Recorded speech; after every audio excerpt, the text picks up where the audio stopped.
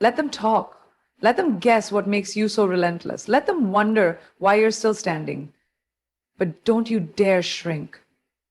Don't you dim your light just because it's too bright for someone else's comfort. I've learned this. Winning doesn't start on the battlefield, it starts in your mind. Own your power. That's not just a motivational quote to hang on your wall, it's a way of life. It's a mindset that changes everything. Too often we're told to wait for the right moment, to wait until you're qualified enough, until you're given permission, until someone sees your potential and tells you it's okay to shine. But here's the truth. No one's coming to crown you. You have to claim the crown yourself. We live in a world that is constantly trying to fit us into boxes, cultural expectations, societal norms, rules that were never designed with us in mind. And so, slowly, without realizing it, we start playing small. We tone ourselves down to be liked. We water our dreams down so they seem more digestible to the people around us. We start editing who we are to make others comfortable. But power doesn't live in comfort zones. Power lives in authenticity. It lives in the bold choice to be fully, unapologetically yourself without the need for permission. Your uniqueness is not a liability, it is your greatest asset. There is no one else on this planet with your exact voice, your story, your vision. And when you finally stop waiting for someone else to validate your worth, you start moving differently. You stop chasing approval and you start building a life that mirrors your truth. You stop living for the applause and start living for the impact. That's when the real magic happens.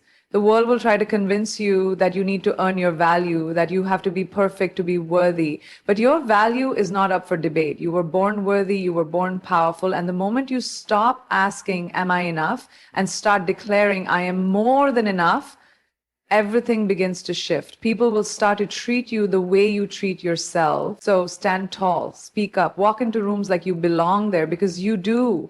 Owning your power doesn't mean you won't have doubts. It doesn't mean you won't fail. It means you trust yourself even in the face of fear. It means you choose courage over comfort. You take the leap. You raise your hand. You go after that dream, even if your voice shakes.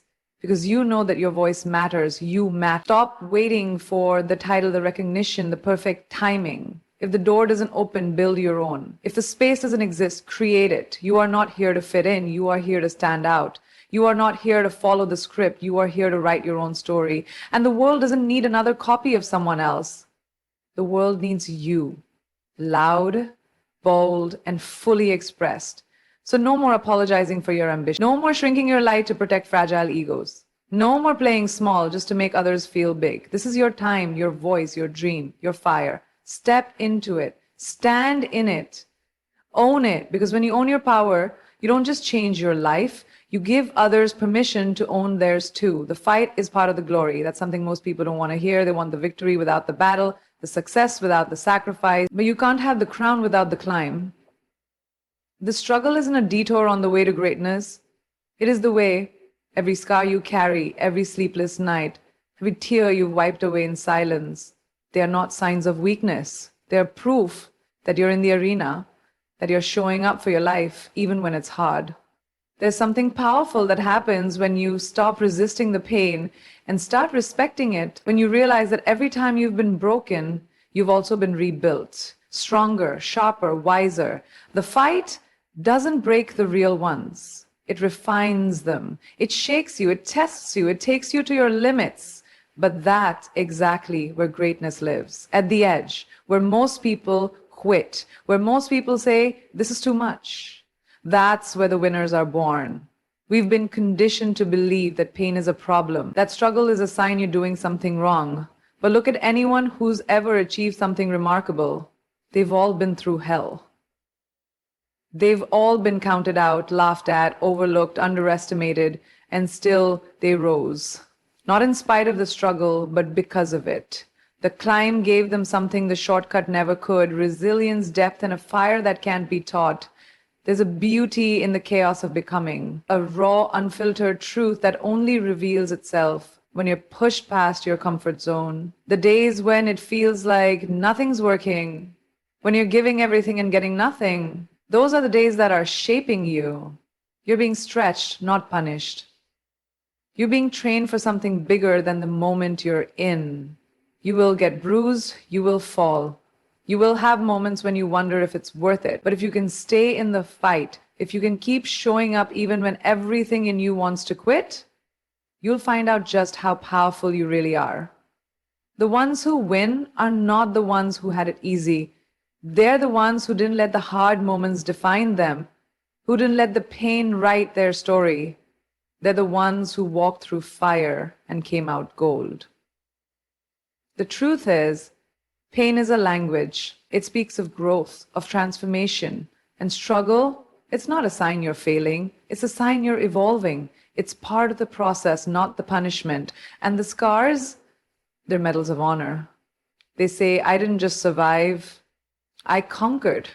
So when the path gets rough, don't back down, lean in, hold your ground, because the very thing that's trying to break you might be the thing that builds you. And one day, when you're standing in your moment of glory, you'll look back at the fight and realize it wasn't the obstacle. It was the origin story. The fight didn't take away from your victory. It made it. Silence the doubt.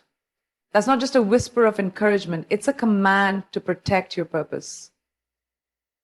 Because in a world full of noise, opinions fly like arrows. And if you're not careful, they can pierce your confidence. Everyone will have something to say about your journey. You'll hear things like, it's too risky, you're dreaming too big, be realistic. And if you're not grounded in who you are, you'll start to believe those voices. You'll let their fear become your limit. But here's the truth. The loudest voice should never be theirs. It should be yours. People love to project their insecurities onto others. When they say you can't, what they really mean is they couldn't. When they question your choices, it's often because they never had the courage to make their own. But your journey isn't about their comfort. It's not your job to make sense to people who don't see your vision. It's your job to protect that vision, even when it's still fragile. Especially then, your inner voice, the one that knows your heart, your hunger, your truth, that voice is sacred. But to hear it clearly, you have to tune out the world sometimes. You have to get quiet enough to reconnect with yourself. You have to separate your own fear from the fear that's been handed to you by others. Because doubt doesn't always come from enemies. Sometimes it comes from the people closest to us. Their love wrapped in fear. Their concern dressed as advice. And while some of it might be well-intentioned, it's still noise if it pulls you away from who you're meant to be. Silencing the doubt doesn't mean you never hear it. It means you choose not to let it steer the ship. You can acknowledge the fear, the questions, the resistance, and still move forward. Because the real danger isn't in hearing doubt, it's in letting it define you. You have to know what you believe and why you believe it. You have to trust your own instincts even when they go against the grain, especially then. Because your soul doesn't lie to you. It doesn't negotiate with your potential. It knows where you're meant to go, even if the road looks nothing like what the world expects. When you silence the doubt, you create space for faith. Not blind hope, but deep, unshakable belief in yourself, in your ability to rise, to learn, to adapt, to lead.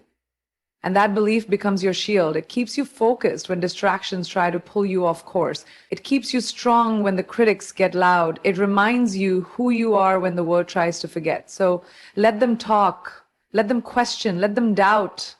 But don't you let their noise drown out your truth. Your voice matters. Your dream matters. And if you listen closely enough, you'll hear it. That quiet, steady rhythm in your chest that says, keep going, that's the sound of your power. That's the sound of your future. And that voice is the only one that gets the final say. Be unapologetic about ambition. That phrase alone can make some people uncomfortable because we've been taught to play it safe, to be humble to the point of invisibility, to downplay our dreams so they don't intimidate anyone else. But here's the truth. Ambition isn't arrogance. It's not a flaw. It's fire. It's what wakes you up in the morning and refuses to let you settle. And you should never, ever feel the need to apologize for wanting more out of life. There will always be people who feel uneasy when you walk into a room with confidence. When you speak your vision out loud, when you dare to believe that you were made for something bigger, that discomfort, It's not your responsibility. You are not here to shrink yourself down so others can feel tall. You are not here to mute your passion so the room stays quiet. If your ambition is too loud for them, let them cover their ears. But don't you dare dim your light. The world needs people who are bold enough to chase what they want without shame. Ambition isn't selfish. It's a declaration. It says, I refuse to live a life of what if. It says, I won't settle for mediocrity when greatness is calling.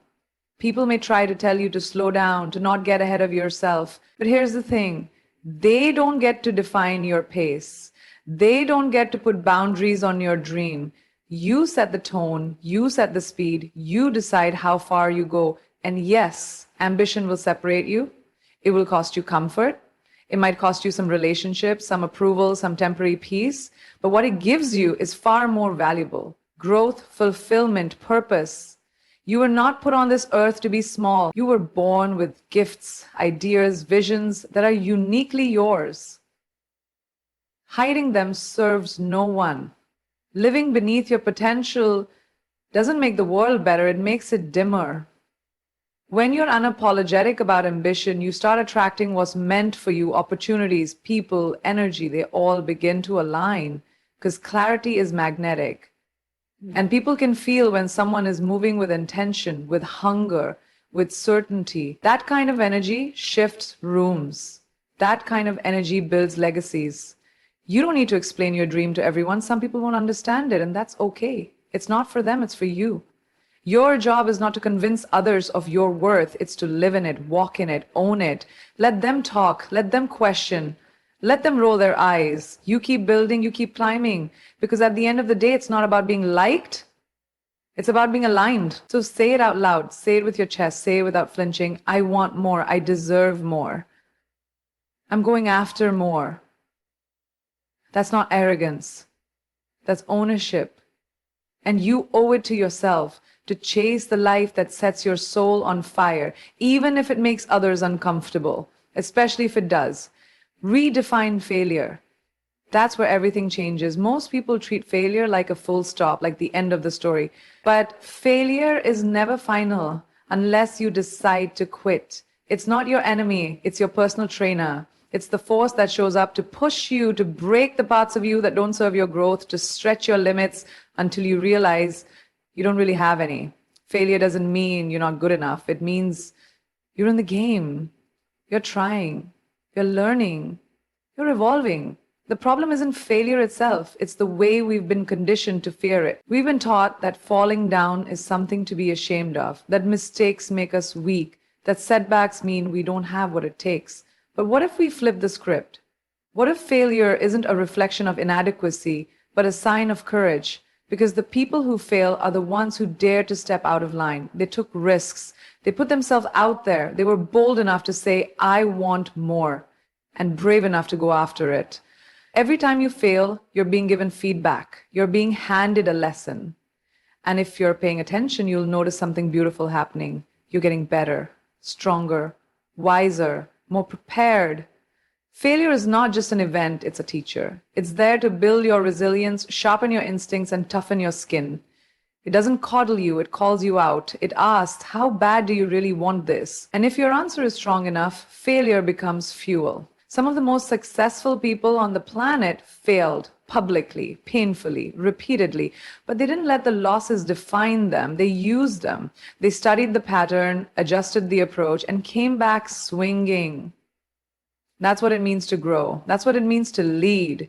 You don't get to the top by winning every round. You get there by refusing to stay down. When you redefine failure, you stop playing small. You stop living in the shadows of fear. You stop waiting for the perfect moment or the perfect plan. You start taking action, knowing that even if you fall, you're falling forward, and falling forward still moves you closer to the goal. Every no brings you closer to a yes. Every closed door teaches you how to find the key or build a better one. Every misstep forces you to pay attention in a way comfort never could. Let failure toughen you, not harden you. Let it teach you, not define you. The scars it leaves, they're reminders of your fight. They say you didn't give up. They say you had the courage to show up and try again and again. And that's where real strength is built, not in the easy wins, but in the hard losses. So don't run from failure, respect it, learn from it, use it, because if you let it, failure won't destroy you. It'll train you for the very thing you're destined for. Winning is a decision. It starts long before the results show up, long before the world claps for you, long before there's proof you're on the right path. Winning begins as a mindset, a silent promise you make to yourself that no matter how hard it gets, you're not backing down. It's not something you stumble into, it's something you claim. And that claim, it's internal. It happens in the quiet, in the early mornings when no one's watching, in the late nights when you're tired but still pushing. That's where winning is born. People often think winners are just lucky or talented or chosen. But the truth is, the only thing that separates winners from everyone else is that they decide they're going to win. And that decision becomes their anchor. They're not waiting for someone to hand them an opportunity. They're creating one. They're not looking around for signs that it's going to work. They're moving as if it's already done. That level of belief is rare. That level of mental discipline is what transforms a dream into a result. When you decide to win, you stop making excuses. You stop negotiating with your potential. You stop giving your energy to doubt, to fear, to opinions that don't matter. You start showing up with intent. You start acting like the version of yourself that already has what you're after. Because that's what winners do. They align their actions with their outcome. They don't wait to feel confident. They show up scared if they have to, but they show up anyway. Winning is not about never failing. It's about not staying down. It's about having the grit to stand back up when everything in you wants to stay on the floor. It's a mindset that refuses to be average. A mindset that says, I know who I am, I know what I want, and I'm willing to do whatever it takes to get there. That decision turns obstacles into stepping stones. It turns delays into training. It turns rejection into redirection. So many people are waiting to feel ready, waiting for someone to give them the green light. But winners, they give themselves the green light. They don't need permission. They move like it's already theirs, because in their mind it is. And that mental clarity creates momentum. It becomes the fuel that powers every early start, every hard day, every time they choose discipline over distraction. You have to decide, not kind of, not halfway, fully, with your whole heart, because once you make that decision,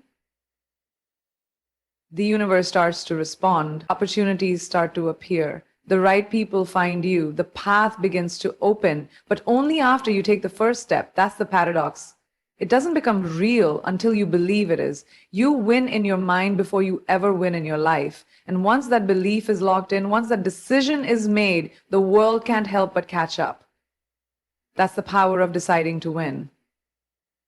I will win. Not because I'm better, but not because I'm lucky, but because I refuse to quit. Because my heart is on fire, my feet are grounded, and my soul knows this is mine. Victory is mine. Say it with me. I will.